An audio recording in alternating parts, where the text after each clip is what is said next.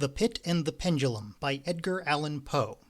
I was sick unto death with that long agony, and when they at length unbound me and I was permitted to sit, I felt that my senses were leaving me. The sentence, the dread sentence of death, was the last of distinct extenuation which reached my ears.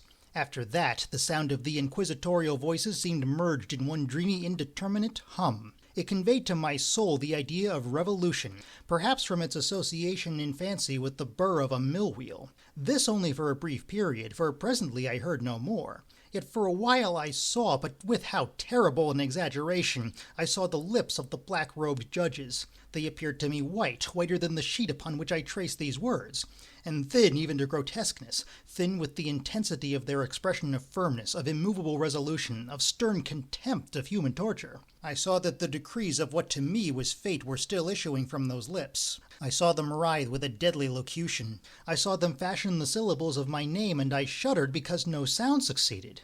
I saw, too, for a few moments of delirious horror, the soft and nearly imperceptible waving of the sable draperies which enwrapped the walls of the apartment. And then my vision fell upon the 7 tall candles upon the table. At first they wore the aspect of charity, and seemed white and slender angels who would save me. But then all at once there came a most deadly nausea over my spirit, and I felt every fibre in my frame thrill as if I had touched the wire of a galvanic battery, while the angel forms became meaningless spectres with heads of flame, and I saw that from them there would be no help. And then there stole into my fancy, like a rich musical note, the thought of what sweet rest there must be in the grave. The thought came gently and stealthily, and it seemed long before it attained full appreciation. But just as my spirit came at length properly to feel and entertain it, the figures of the judges vanished as if magically from before me. The tall candles sank into nothingness. Their flames went out utterly. The blackness of darkness supervened. All sensations appeared swallowed up in a mad, rushing descent as of the soul into Hades.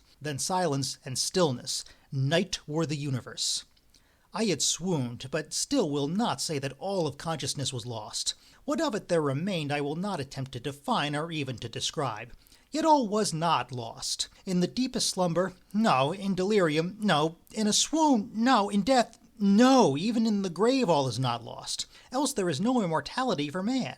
Arousing from the most profound of slumbers, we break the gossamer web of some dream. Yet in a second afterwards, so frail may that web have been, we remember not that we have dreamed.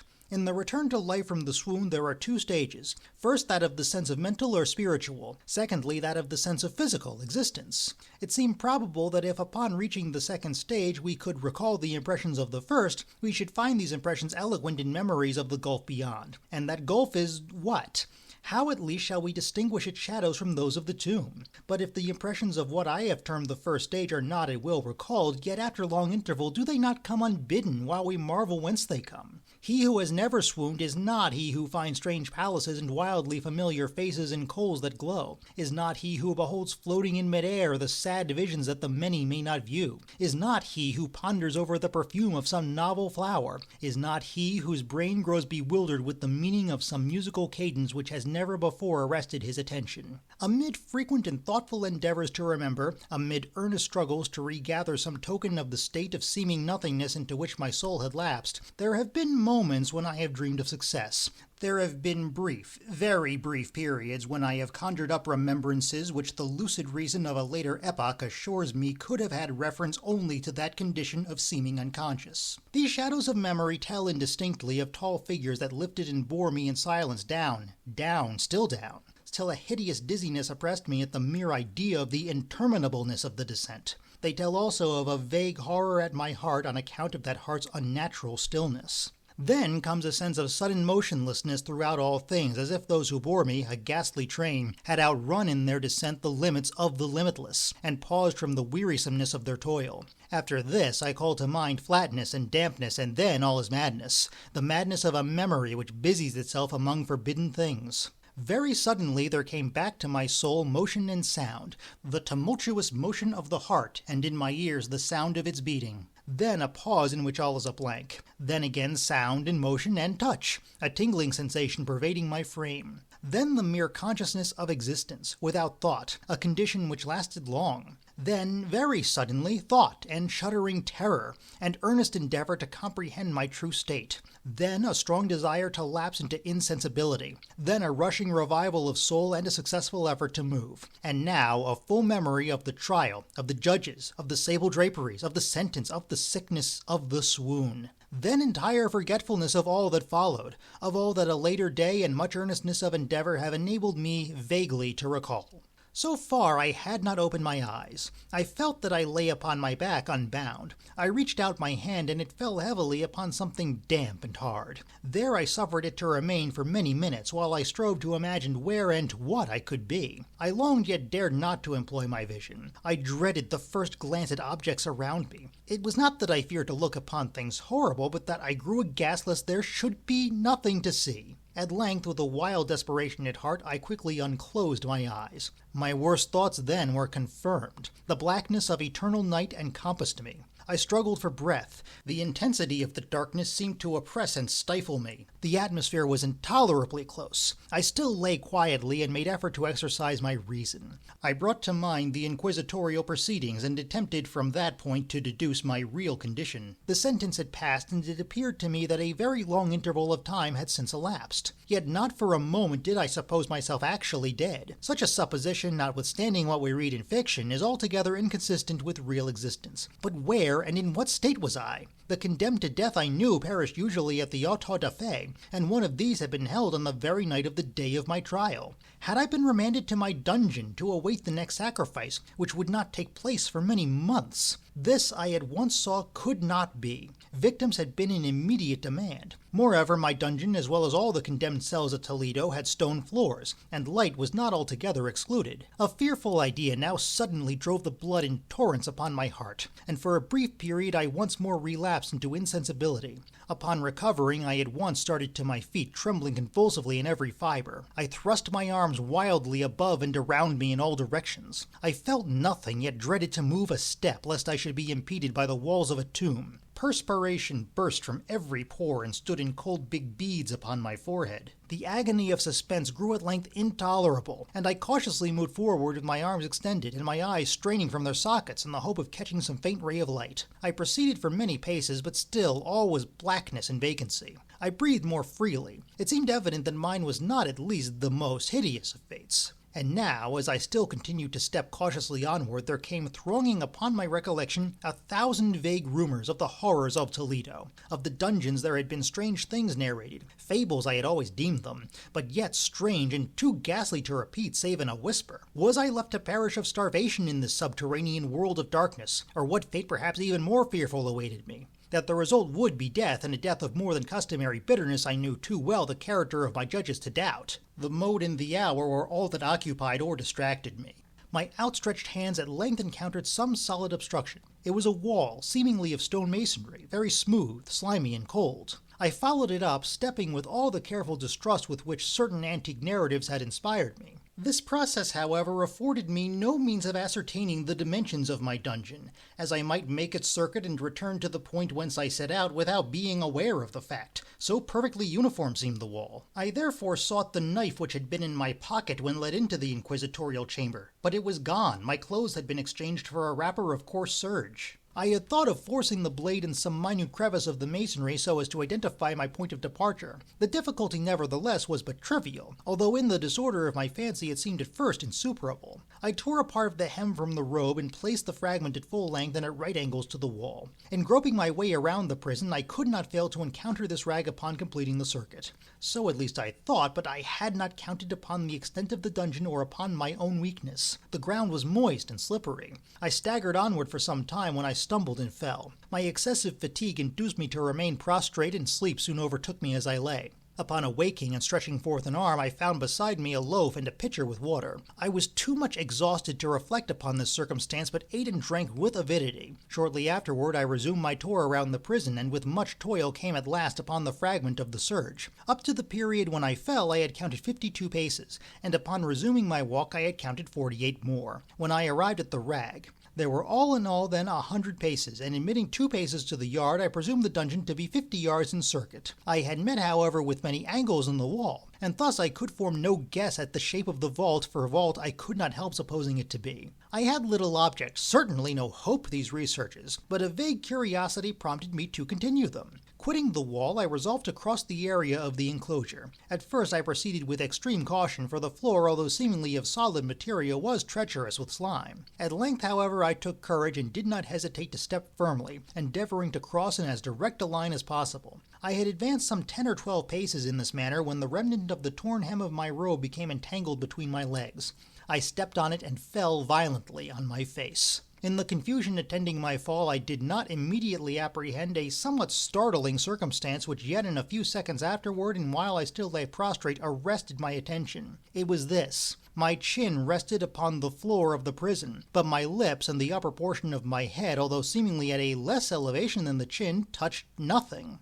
At the same time, my forehead seemed bathed in a clammy vapor, and the peculiar smell of decayed fungus arose to my nostrils. I put forward my arm and shuddered to find that I had fallen at the very brink of a circular pit, whose extent, of course, I had no means of ascertaining at the moment. Groping about the masonry just below the margin, I succeeded in dislodging a small fragment and let it fall into the abyss. For many seconds I hearkened to its reverberations as it dashed against the sides of the chasm in its descent. At length there was a sullen plunge into water, succeeded by loud echoes. At the same moment there came a sound resembling the quick opening and as rapid closing of a door overhead, while a faint gleam of light flashed suddenly through the gloom and as suddenly faded away. I saw clearly the doom which had been prepared for me, and congratulated myself upon the timely accident by which I had escaped. Another step before my fall and the world had seen me no more, and the death just avoided was of that very character which I had regarded as fabulous and frivolous in the tales respecting the Inquisition. To the victims of its tyranny there was the choice of death with its direst physical agonies, or death with its most hideous moral horrors. I had been reserved for the latter. By long suffering, my nerves had been unstrung, until I trembled at the sound of my own voice,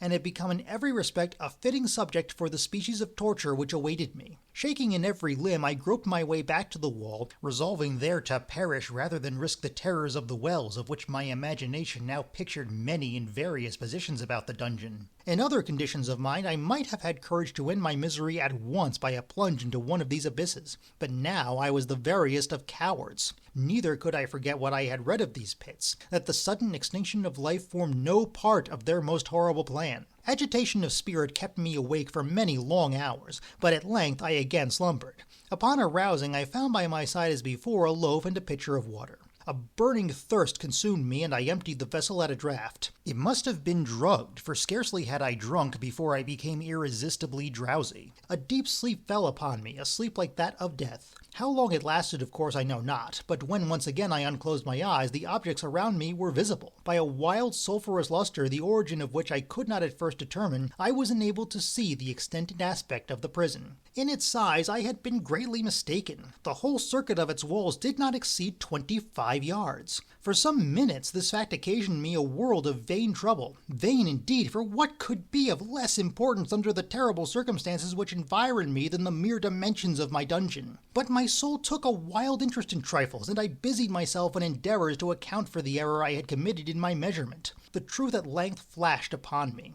In my first attempt at exploration, I had counted 52 paces up to the period when I fell. I must then have been within a pace or two of the fragment of serge. In fact, I had nearly performed the circuit of the vault. I then slept, and upon awaking I must have returned upon my steps, thus supposing the circuit nearly double what it actually was. My confusion of mind prevented me from observing that I began my tour with the wall to the left, and ended it with the wall to the right. I had been deceived, too, in respect to the shape of the enclosure. In feeling my way, I had found many angles, and thus deduced an idea of great irregularity. So potent is the effect of total darkness upon one arousing from lethargy or sleep. The angles were simply those of a few slight depressions or niches at odd intervals. The general shape of the prison was square. What I had taken for masonry seemed now to be iron or some other metal in huge plates, whose sutures or joints occasioned the depression. The entire surface of this metallic enclosure was rudely daubed in all the hideous and repulsive devices to which the charnel superstition of the monks has given rise. The figures of fiends and aspects of menace, with skeleton forms and other more really fearful images, overspread and disfigured the walls. I observed that the outlines of these monstrosities were sufficiently distinct,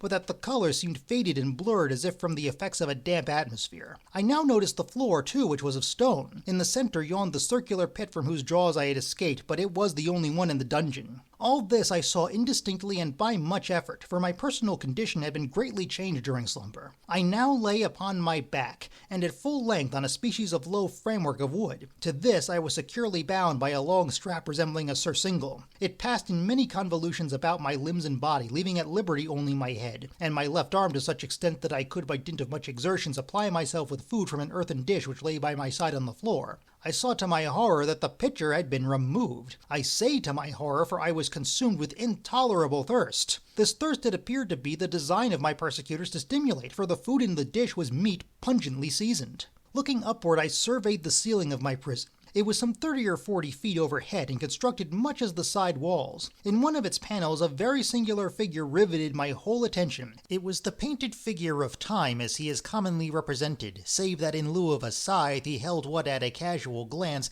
I supposed to be the pictured image of a huge pendulum, such as we see on antique clocks. There was something, however, in the appearance of this machine which caused me to regard it more attentively. While I gazed directly upward at it, for its position was immediately over my own, I fancied that I saw it in motion. In an instant afterward the fancy was confirmed. Its sweep was brief and of course slow. I watched it for some minutes, somewhat in fear, but more in wonder. Wearied at length with observing its dull movement, I turned my eyes upon the other objects in the cell. A slight noise attracted my notice, and looking at the floor I saw several enormous rats traversing it. They had issued from the well, which lay just within view to my right. Even then, while I gazed, they came up in troops hurriedly with ravenous eyes, allured by the scent of the meat. From this it required much effort and attention to scare them away. It might have been half an hour, perhaps even an hour, for in my cast I could but take imperfect note of time, before I again cast my eyes upward. What I then saw confounded and amazed me. The sweep of the pendulum had increased in extent by nearly a yard.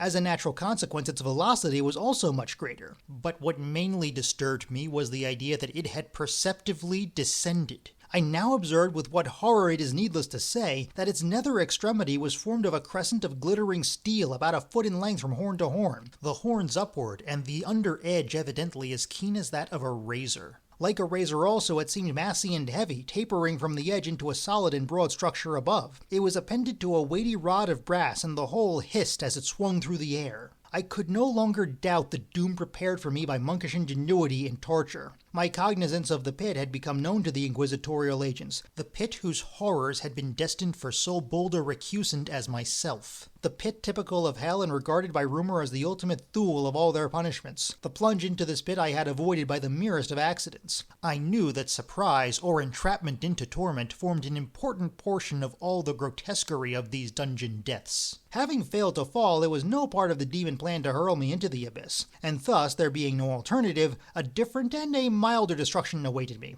Milder? I half smiled in my agony as I thought of such application of such a term. What boots it to tell of the long hours of horror more than mortal, during which I counted the rushing vibrations of the steel, inch by inch, line by line, with a descent only appreciable at intervals that seemed ages. Down, and still down it came. Days passed, it might have been that many days passed, ere it swept so closely over me as to fan me with its acrid breath. The odor of sharp steel forced itself into my nostrils. I prayed, I wearied heaven with my prayer for its more speedy descent. I grew frantically mad and struggled to force myself upward against the sweep of the fearful scimitar. And then I fell suddenly calm and lay smiling at the glittering death, as a child at some rare bauble. There was another interval of utter insensibility. It was brief, for upon again lapsing into life there had been no perceptible descent in the pendulum. But it might have been long, for I knew there were demons who took note of my swoon and who could have arrested the vibration at pleasure. Upon my recovery, too, I felt very irrepressibly sick and weak, as if through long inanition. Even amid the agonies of that period, the human nature craved food. With painful effort, I outstretched my left arm as far as my bonds permitted and took possession of the small remnant which had been spared me by the rats. As I put a portion of it within my lips, there rushed to my mind a half-formed thought of joy, of hope. Yet what business had I with hope? It was, as I say, a half-formed thought. Man has many which such are never completed. I felt that it was of joy, of hope, but felt also that it had perished in its formation. In vain I struggled to perfect, to regain it. Long suffering had nearly annihilated all my ordinary powers of mind. I was an imbecile, an idiot. The vibration of the pendulum was at right angles to my length. I saw that the crescent was designed to cross the region of the heart. It would fray the surge of my robe. It would return and repeat its operations again and again. Notwithstanding terrifically wide sweep, some 30 feet or more, and the hissing vigor of its descent sufficient to sunder these very walls of iron, still the fraying of my robe would be all that for several minutes it would accomplish. And at this thought I paused. I dared not go farther than this reflection. I dwelt upon it with a pertinacity of attention, as if in so dwelling I could arrest here the descent of the steel. I forced myself to ponder upon the sound of the crescent as it should pass across the garment, upon the peculiar thrilling sensation which the friction of cloth produces on the nerves. I pondered upon all this frivolity until my teeth were on edge. Down, steadily down it crept. I took a frenzied pleasure in contrasting its downward with its lateral velocity. To the right, to the left, far and wide with the shriek of a damned spirit. To my heart with the stealthy pace of the tiger. I alternately laughed and howled as the one or the other idea grew predominant.